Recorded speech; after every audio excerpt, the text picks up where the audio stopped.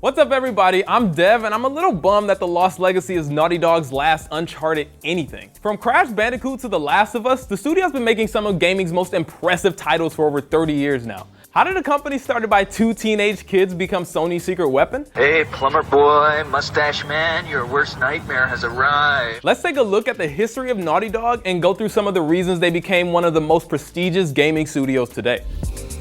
For starters, they came from humble beginnings. Naughty Dog began as the passion project of two friends who met in Hebrew school when they were just 12 years old. Jason Rubin and Andy Gavin bonded over their mutual fascination with computers, and in 1984 they teamed up to make their own games. They called their company Jam Software, which stood for Jason and Andy's Magic. If you asked our parents today what they thought of what we were doing back then, they would say, oh, we pushed them to make games, we were very supportive. Nobody thought like that. Back then you were a geek. In 1989, they changed their name to Naughty Dog, and Rubin whipped up this sick logo which kind of looks like something a Tony Hawk character will wear. They made a couple Apple II games and 16-bit RPGs, but their first big break was a 1994 fighter for the 3DO called Way of the Warrior. It's one of a zillion bloody Mortal Kombat clones that came out in that era, but it's definitely more polished than most. Which is pretty surprising considering they were absolutely broke when making it. The guys in Naughty Dog paid their buddies $25 to portray the fighters, and they wore costumes made out of pillowcases and spray-painted McNugget containers. Since Rubin and Gavin were studying at MIT at the time, some of these dorky-looking karate dudes are now seriously no joke world-famous biophysicists like Vijay Pandey and David Liu. When the game was finished, they shopped it around to some publishers, and Universal Interactive was so impressed that they signed Naughty Dog to a 3-game deal. Their next creation would fill that gap that Sony's new PlayStation console desperately needed, all because they read the market.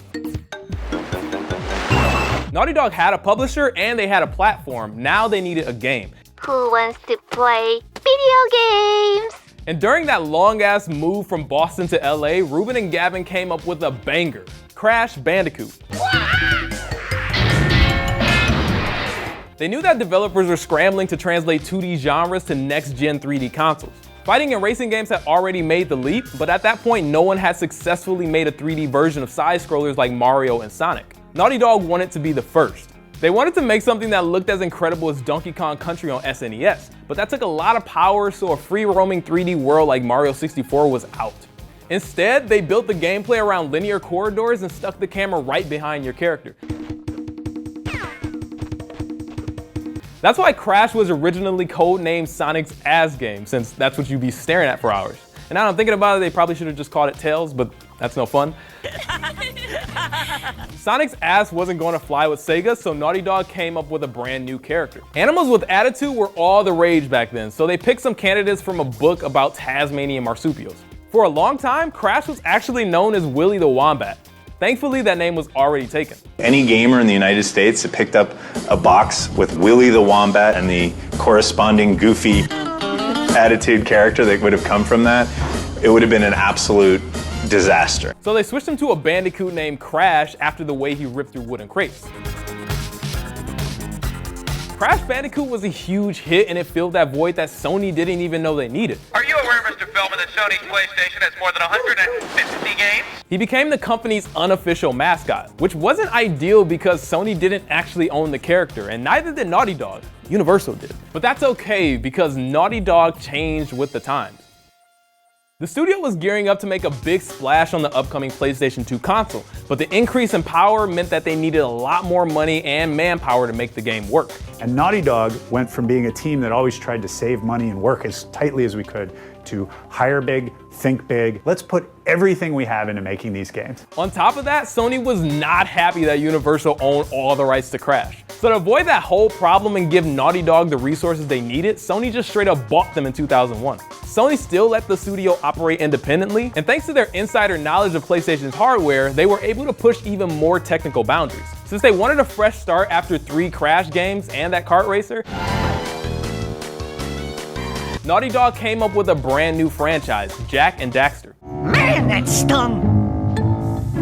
I told you we shouldn't have come here, and you listened! The game was way more open than Crash, and the company started experimenting with that cinematic flavor that made them famous with Uncharted.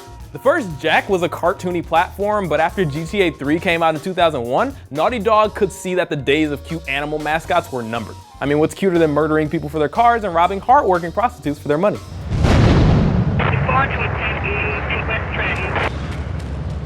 Each Jak and Daxter sequel went the way of Harry Potter and got darker and grittier, because that's what gamers wanted. And that's what's great about Naughty Dog. They know the gaming industry and they know when to move on. When it came time to design their first PlayStation 3 game, Naughty Dog decided to do something they never tried before. 6-axis controls. Remember that, Moose? The whole f***ing grenades things? Jesus, like who uses that? More importantly, this was their first attempt at photorealism. I mean, personally, I still whirl around in any small puddle I see just to see like Drake's like clothes get wet because it looks good. Ruben and Gavin had left the company at this point, but it was in good hands. Their replacements hired Legacy of Kain writer Amy Hennig to come up with a new franchise to showcase that next-gen power of the PS3. They didn't have a solid concept in mind, it was just called Project Big. Hennig toyed around with ideas involving an underwater complex and a post-apocalyptic wasteland, but she wanted to move away from that drab aesthetic of modern games. So she landed on an old-school pulp adventure inspired by Indiana Jones called Uncharted. Here goes nothing.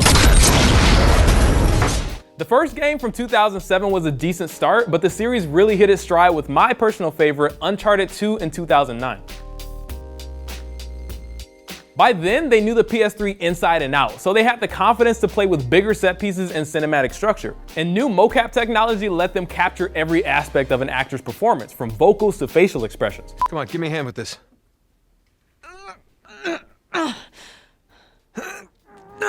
That's why Drake, Sully, Elena, and the whole gang feel like flesh and blood characters. After the success of Uncharted 2, the studio was ready for a challenge they had never tackled before. They split into 2 teams and worked on 2 separate games simultaneously. One group worked on Uncharted 3, and another team started something codenamed Thing. They toyed with the idea of making a Jak and Daxter reboot, but they realized that ship had sailed. Instead, they dialed back the fun action of Uncharted to create a lonely apocalyptic adventure, and Project Thing became The Last of Us. Naughty Dog games get some flack for being more of a roller coaster ride than a deep gameplay experience, but that's why I love them so much. There seems to be some commotion coming from Get the hell out of here, bro!